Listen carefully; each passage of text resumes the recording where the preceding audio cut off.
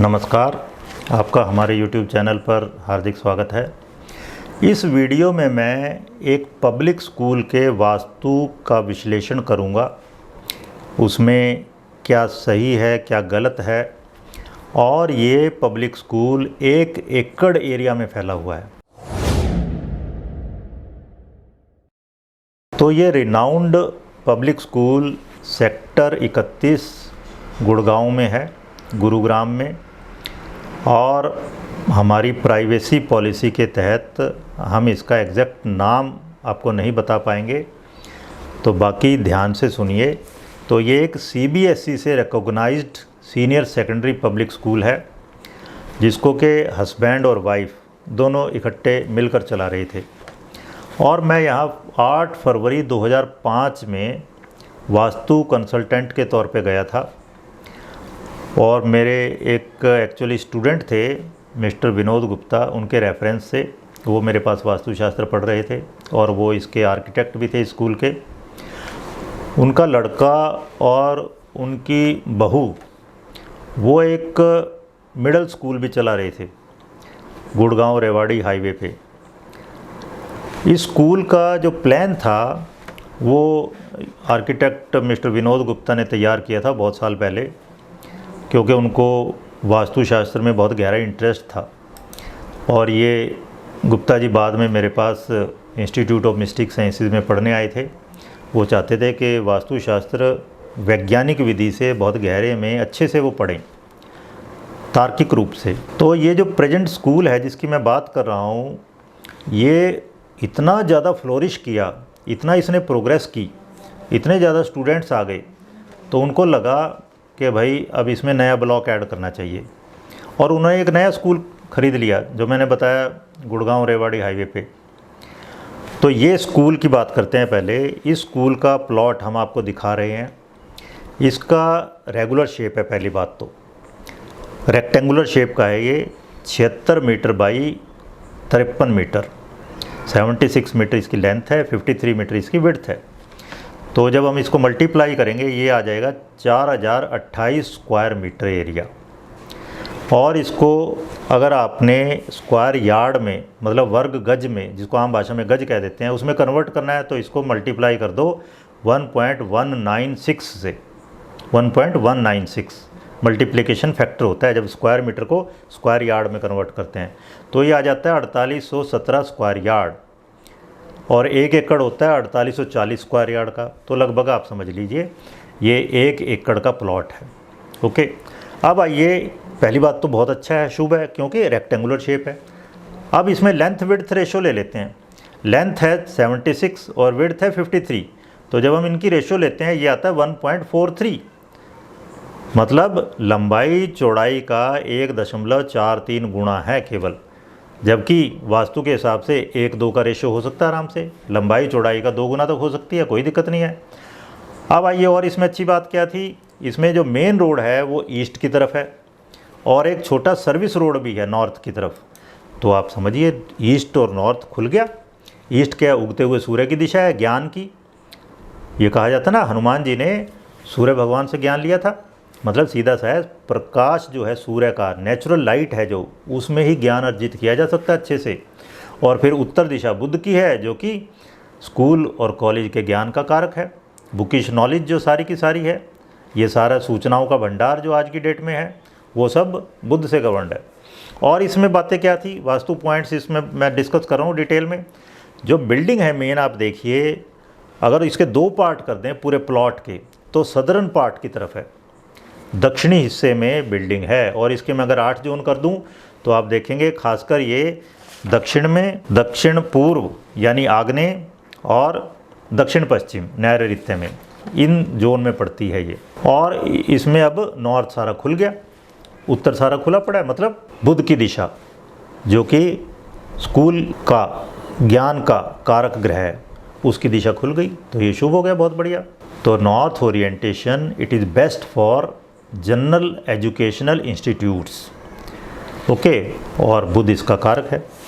फिर क्या है, बिल्डिंग के, जो बिल्डिंग बनाई गई थी साउथ की तरफ, उसके चारों तरफ खुली जगह है, जिसको कि पैशाच स्थान कहा गया है। जिसको टेक्निकल लैंग्वेज में सेटबैक कह देते हैं। ये वास्तु के सिद्धांतों के अनुसार लंबाई या चौड़ाई का 9वां भाग होना चाहिए। मतलब 1/9 इधर छोड़ना है, 1/9 इधर छोड़ना है, दोनों एंड में 9वां भाग छोड़ना है। तो यहाँ पे अगर हम लें, चौड़ाई है यहाँ पर 53 मीटर, 53 का 9वां भाग अगर लें तो 53/9 बराबर है 5.89 मीटर, 5.9 मीटर लगभग। लेकिन यहाँ पे कितनी देर रखी है, 6 मीटर। तो इसका मतलब बढ़िया है, ज़्यादा कितना भी छोड़ दो, कम नहीं होना चाहिए वैसे। तो ये बहुत बढ़िया है, 6 मीटर छोड़ दिए इन्होंने सेटबैक। फिर लेंथ का लें, अगर लेंथ है, लंबाई है 76 मीटर, 76 को 9 से डिवाइड करो तो ये आ जाता है 8.44, 8.44 मीटर, जबकि रियलिटी में 6 मीटर।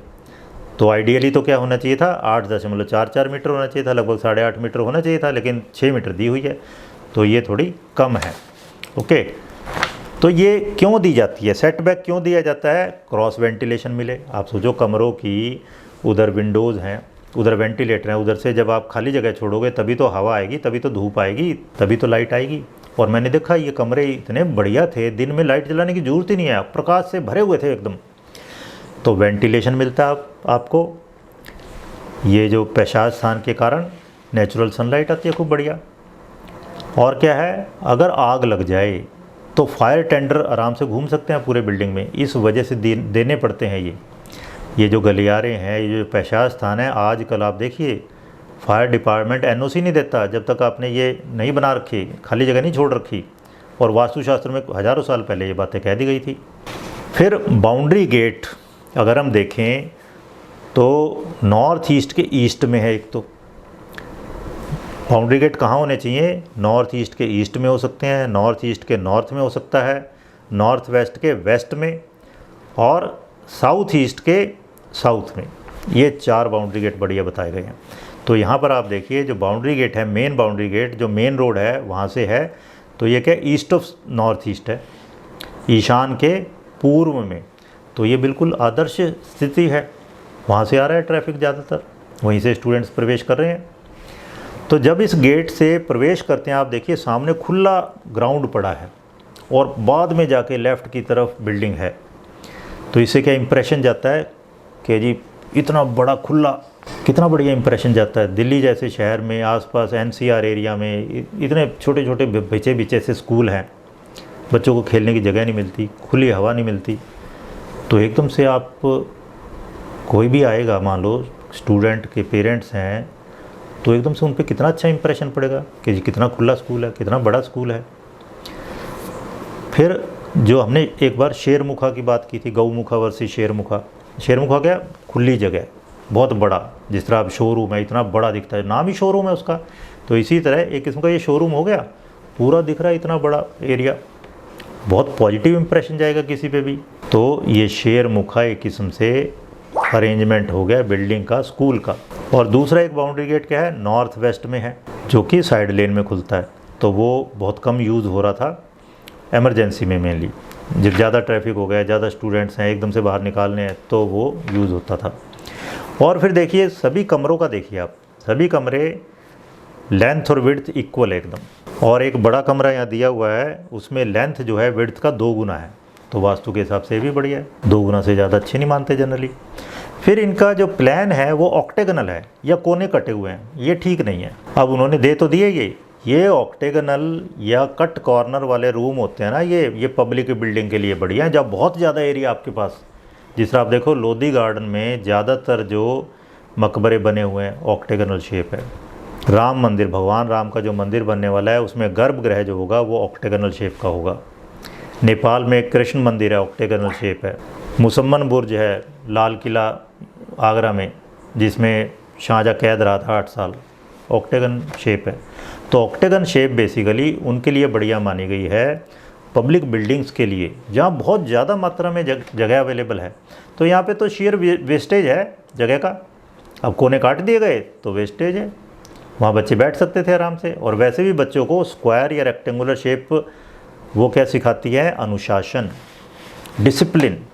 स्क्वायर अर्थ एलिमेंट की शेप है, तो बच्चे क्या सीखते हैं ज़िंदगी में स्क्वायर शेप से, solidity, stability, discipline, rule regulation मान के चलना, वो वाली बातें। तो इसमें क्या होगा, और आप खिड़कियाँ ढंग से नहीं लगा पाओगे, उसकी मेंटेनेंस नहीं हो पाएंगी, दीवारें, खिड़कियों की मेंटेनेंस नहीं हो पाती ऐसे में। फिर ये स्टेयर केस इसमें क्लॉकवाइज दिया हुआ है, जो बहुत अच्छी बात है।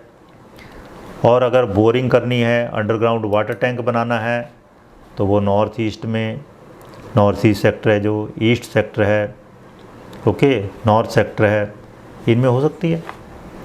तो अब क्या है, यहाँ के जो ऑनर थे वो एक नया ब्लॉक ऐड करना चाहते थे, क्योंकि स्टूडेंट्स बढ़ गए थे उनके। तो अब नया ब्लॉक कहाँ ऐड करें, उसके लिए उन्होंने मुझे बुलाया था। तो इसमें क्या प्रिंसिपल्स आपने लगाने चाहिए, नया ब्लॉक ऐड करना है मान लो, क्या प्रिंसिपल्स लगाने चाहिए। तो इस बारे में हम पहले तो एक वीडियो पोस्ट कर चुके हैं कि सबसे पहले आप साउथ वेस्ट में कंस्ट्रक्शन करो, फिर वेस्ट में करो, फिर आप साउथ में करो, फिर नॉर्थ वेस्ट में, साउथ ईस्ट में करिए, फिर नॉर्थ में और ईस्ट में करिए, सबसे बाद में नॉर्थ ईस्ट में करिए। ठीक है, ये एक जनरल आइडिया है। अब आइए यहाँ पर क्या है, पहली बात, जो भी आप नया ब्लॉक बनाएंगे वो स्क्वायर या रेक्टेंगुलर शेप का हो, और रेक्टेंगुलर शेप अगर है, लंबाई कभी भी चौड़ाई का 3 गुना से ज़्यादा ना हो, और अगर वो चौड़ाई से 2 गुना है तो बहुत अच्छी बात है। ठीक है, तो ये ध्यान रखना है आपने।